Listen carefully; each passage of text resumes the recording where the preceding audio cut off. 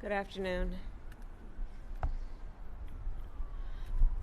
In a few moments, Doug and I will plant a tree here on the grounds of the residence of the Vice President of the United States. And we dedicate this tree to the 1,200 innocent souls in an act of pure evil on October 7, 2023, who were massacred by Hamas terrorists. 46 of our fellow Americans were killed in this brutal terrorist attack, including a singer from Missouri who died shielding her son from bullets, an academic and peace activist who studied in Seattle and who was the grandson of Holocaust survivors, and a dancer from California who was killed alongside her fiancé while attending the Nova Music Festival. I am devastated by the pain and loss that occurred on October 7, and Doug and I pray for the family and loved ones of all of those who were lost, and may their memories be a blessing. Today, I know many Jews will be reciting and reflecting on the Jewish prayer for mourning, the Kaddish. The words of the prayer are not about death. It is a prayer about our enduring belief in God, even in our darkest moments. So as we reflect on the horrors of October 7, let us please be reminded that we cannot lose faith.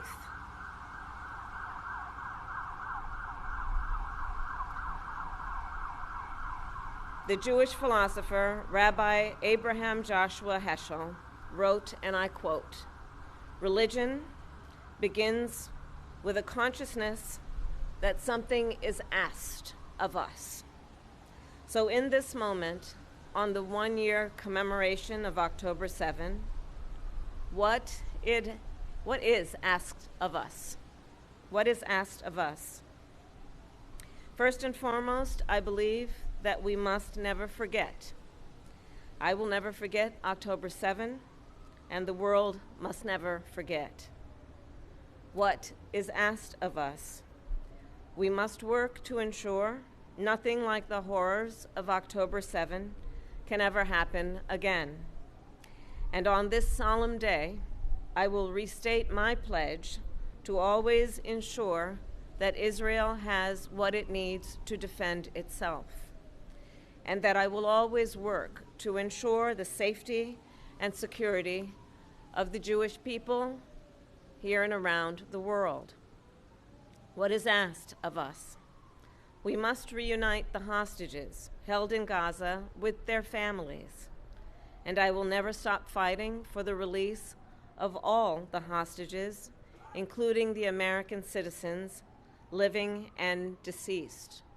Omer, Idan, Sagi, Keith, Judy, God, and Ite. What is asked of us? We must uphold the commitment to repair the world, an idea that has been passed on throughout generations of the Jewish people and across many faiths.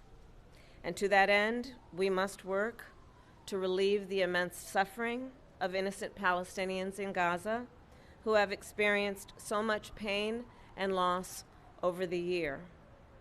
What is asked of us? We must continue to see light amidst the darkness. As the late Rabbi Jonathan Sacks said, "A people that can walk through the valley of the shadow of death and still rejoice is a people that cannot be defeated by any force or fear." That is why today we plant a pomegranate tree, which in Judaism is a symbol of hope and righteousness. So for years to come, this pomegranate tree will stand here, spreading its roots and growing stronger, to remind future vice presidents of the United States, their families, and all who pass through these grounds not only of the horror of October 7th, but the strength and the endurance of the Jewish people. It will remind us all not to abandon the goal of peace, dignity, and security for all. And it will remind us all to always have faith.